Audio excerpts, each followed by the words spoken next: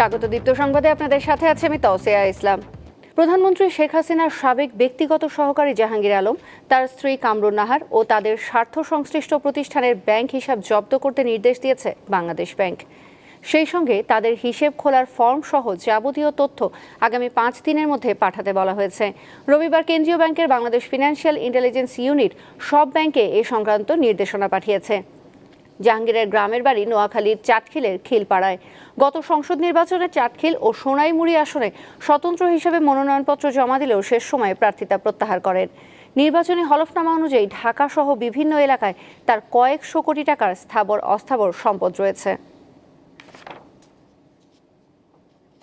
দেশের উত্তর পূর্বাঞ্চলের সার্বিক বন্যা পরিস্থিতির কিছুটা উন্নতি হয়েছে।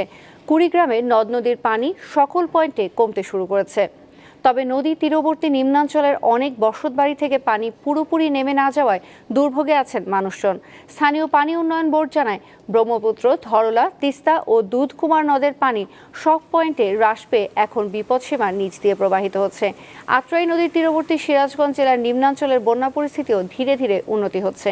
উজানে বৃষ্টিপাত কম হওয়ায় সুরমা-সহ সুনামগঞ্জের অভ্যন্তরীণ নদ নদীর পানি বিপদসীমার নিচ দিয়ে প্রবাহিত হচ্ছে। এছাড়া গাইবান্ধা, বগুড়া ও টাঙ্গাইল জেলার বন্যা পরিস্থিতিও উন্নতির দিকে রয়েছে। উজানের ঢলের পানি কিছুটা কমলেও জামালপুরের সার্বিক বন্যা পরিস্থিতি অপরিবর্তিত রয়েছে। এখনও পানিবন্দী অন্তত 2 লাখ মানুষ। তাতে দেখা দিয়েছে খাবার সংকট। ইসলামপুরের বলিয়াদহ গ্রামের ঘুরিমণ্ডল, বয়স 70-এর কোঠায়। বন্যার পানিতে তলিয়ে আছে তার বসতভিটা। নিরুপায় হয়েই অন্যের নির্মাণাধীন এক ভবনে আশ্রয় নিয়েছেন। ইসলামপুরের চিনাঢুল ইউনিয়নের নূরজাহান বেগমের ঘরে বন্যার পানি উঠায় চরম ভোগান্তিতে পড়েছেন বিধবা এই নারী। দিন পার করছেন ক্ষুধা পেটে। এদের মতো অবস্থা জেলার অসংখ্য মানুষের। একটা ভাঙ্গা ঘর আছে, বাড়ি ঘরও পানি উঠছে। আস্তার মধ্যে ঘুরি ঘুরি বেড়াই, কেউ কোনটাই দেয় না। চাইল ডাইল কিছু আমরা কিচ্ছু পাই না সাহায্য মাহ্য। আমি ডুবে আছি, চিলা নেই, চাল ডাল নাই, আমি কি খাই? আমার উদ্দেশ্য করে না মেম্বার চেয়ারম্যান। বন্যার পানিতে 11,000 হেক্টর জমির ফসল ডুবে আছে।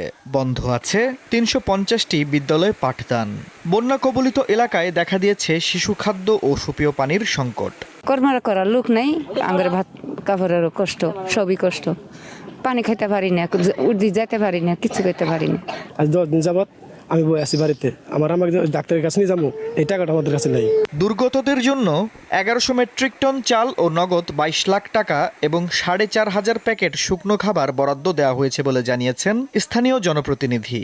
বন্যায় যখন বানভাসী হয়ে যায় তখন চুলা আর জ্বলে না, তখন শুকনো খাদ্যের দরকার পড়ে বেশি। এবং সে আলোকে শুকনো খাদ্য কিন্তু যথেষ্ট পরিমাণ আমাদের এই শুধু জামালপুর জেলায় না, আমি মনে করি সারা বাংলাদেশের সব জেলাতেই সেইভাবে পাঠানোর ব্যবস্থা করেছে এবং সুন্দরভাবে হচ্ছে। দেওয়ানগঞ্জ, বকশীগঞ্জ, ইসলামপুর, মেলান্দহ, মাদারগঞ্জ ও সরিষাবাড়ি উপজেলার 40টি ইউনিয়নের প্রায় 2 লাখ মানুষ পানিবন্দী হয়ে আছে।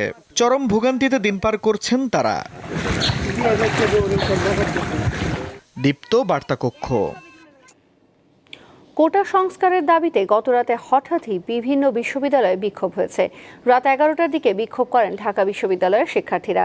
একই সময়ে বিক্ষোভ হয়েছে চট্টগ্রাম বিশ্ববিদ্যালয়ে। এ সময় আন্দোলনরত শিক্ষার্থীদের উপর ছাত্রলীগের নেতাকর্মীরা হামলা চালায় বলে অভিযোগ রয়েছে। 7 শিক্ষার্থী আহত হন। পরে ছত্রভঙ্গ হয়ে যায় আন্দোলনরত শিক্ষার্থীদের জমায়েত। এছাড়া বিক্ষোভ হয়েছে সিলেটের শাহজালাল বিজ্ঞান ও প্রযুক্তি বিশ্ববিদ্যালয়েও।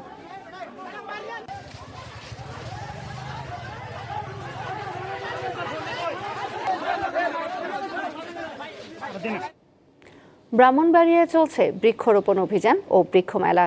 10 দিনের এই মেলায় নানা জাতের ঔষধি, ফুল আর ফল গাছের সাথে পরিচিত হচ্ছেন বৃক্ষপ্রেমীরা।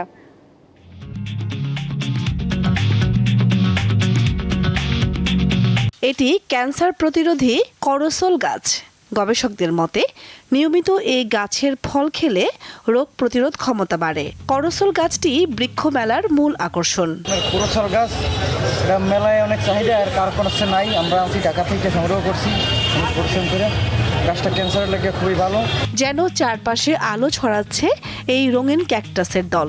কোথাও দাঁড়িয়ে আছে নানা রঙের ফুল গাছ, কোথাও গাছে ঝুলছে দুষ্প্রাপ্য বিদেশি ফল। এছাড়া অর্নামেন্টাল প্ল্যান্টস, অর্কিড, ইনডোর প্ল্যান্টসের নজর কাড়া সৌন্দর্যে মুগ্ধ দর্শনার্থীরা। যেমন ঔষধি গাছগুলা যেগুলো হারিয়ে যাচ্ছে সেগুলো আবার আমরা পাইতেছি। আমি একটা আম গাছ, একটা কাঁঠাল গাছ নিতে আসছি। ক্যাকটাস গাছ কিনতে এসেছি এখানে। বৃক্ষ দিয়ে সাজাই দেশ, সমৃদ্ধ করি বাংলাদেশ প্রতিপাদ্যে বিভিন্ন ধরনের ফলজ, বনজ ও ঔষধি গাছের পসরা সাজিয়ে বসেছেন বিভিন্ন নার্সারি মালিকরা। বাসাবাড়ির কথা চিন্তা করে আমরা ইনডোর প্লান্টের কালেকশন একটু বেশি তুলছি। এটার দাম হলো আপনার 600 টাকা। বন বিভাগের আয়োজনে ব্রাহ্মণবাড়িয়া শহরের বঙ্গবন্ধু স্কয়ারে বসেছে 10 দিনের এই বৃক্ষ মেলা। অর্নামেন্টাল ট্রি বা তারপর ফলের কাটিং, তারপর কলম, মানুষের চাহিদা অনুযায়ী বিভিন্ন জাতের ফলাদি গাছ পাওয়া যাবে। গাছের পাশাপাশি মেলায় উঠেছে প্রাকৃতিক মধু, বাদাম ও তেল। বন বিভাগের আয়োজনে এই মেলা শুরু হয়েছে 9 জুলাই, চলবে 18 জুলাই পর্যন্ত। দীপ্ত, বার্তাকক্ষ।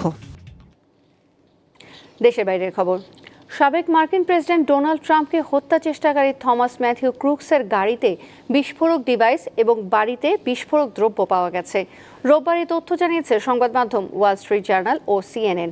ট্রাম্পের উপর গুলির ঘটনায় নিন্দা জানিয়ে ঐক্যের ডাক দিয়েছেন বর্তমান প্রেসিডেন্ট জো বাইডেন। রোববার ওয়াশিংটনের ওভাল অফিস থেকে জাতির উদ্দেশ্যে দেয়া ভাষণে বাইডেন বলেন, রাজনৈতিক প্রতিদ্বন্দ্বিতা অবশ্যই শান্তিপূর্ণ হতে হবে। এদিকে ট্রাম্পের নির্বাচনী সমাবেশে বন্দুক হামলার ঘটনায় তীব্র নিন্দা জানিয়েছেন তার স্ত্রী মেলানিয়া ট্রাম্প। এছাড়া তিনি হত্যা চেষ্টাকারীকে দানব বলে আখ্যা দিয়েছেন। আজ রিপাবলিকান কনভেনশনে যোগ দেওয়ার কথা রয়েছে ট্রাম্পের।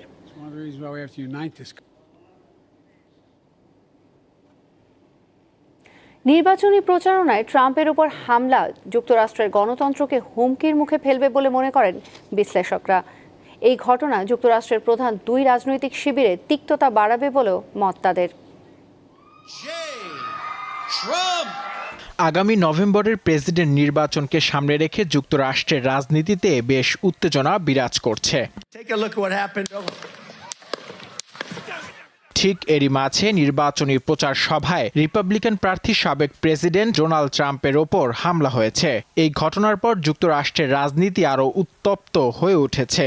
বিশ্লেষকেরা বলছেন, যুক্তরাষ্ট্রে হিংসার রাজনীতি নতুন না হলেও এই ঘটনা নতুন করে তিক্ততা ছড়াবে। মনে রাখতে হবে যে আমেরিকার গণতন্ত্র সবসময়ই একটা প্রশ্নবিদ্ধ ছিল, শুধু যে এই ধরনের ভায়োলেন্সে না, কারণ আমরা জানি একাধিক নেতা গুলিবিদ্ধ হয়েছেন।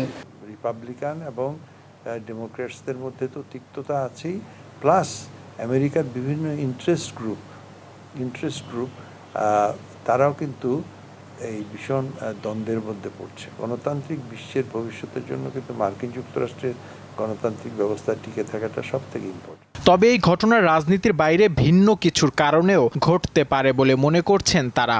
ডোনাল্ড ট্রাম্প ইতিমধ্যে বেশ কিছু কোট অন কোট শত্রু তৈরি করে ফেলেছেন ইতিমধ্যে, কারণ সে নেটোর বিপক্ষে একেবারে স্পষ্ট কথা বলছেন। তারা স্বাভাবিকভাবে তাকে হয়তো চাইবে না আগামীর আমেরিকার প্রেসিডেন্ট হওয়ার। জো বাইডেন হতে পারে, ডোনাল্ড ট্রাম্প বা রিপাবলিকান ডেমোক্রেটিক, তারা এগুলোর মধ্যে ইনভলভ নয়। তবে ফ্রিঞ্জ গ্রুপস যেগুলো আমরা বলি, তাদের এই রাজনীতির পাশে যেসব বিভিন্ন গ্রুপস গড়ে ওঠে, তাদের মধ্যে কিন্তু এই ভায়োলেন্সটা আমরা দেখেছি। কংগ্রেশনাল রিসার্চ সার্ভিসের তথ্য অনুযায়ী ট্রাম্পের ওপর হামলার আগ পর্যন্ত যুক্তরাষ্ট্রের প্রেসিডেন্ট কিংবা প্রেসিডেন্ট প্রার্থীর ওপর সরাসরি 15টি হামলার ঘটনা ঘটেছে। এর মধ্যে জন এফ কেনেডি সহ 4 জন মার্কিন প্রেসিডেন্ট নিহত হয়েছেন। নূর আলম, দীপ্ত সংবাদ, ঢাকা। এই ছিল এখনকার মতো। আমাদের পরবর্তী সংবাদ বেলা 3টায় দেখার আমন্ত্রণ রইল। এছাড়াও আরও নতুন করে তথ্য ও বিনোদনের খবর পেতে যুক্ত থাকুন দীপ্ত ডিজিটাল প্ল্যাটফর্মগুলোতে।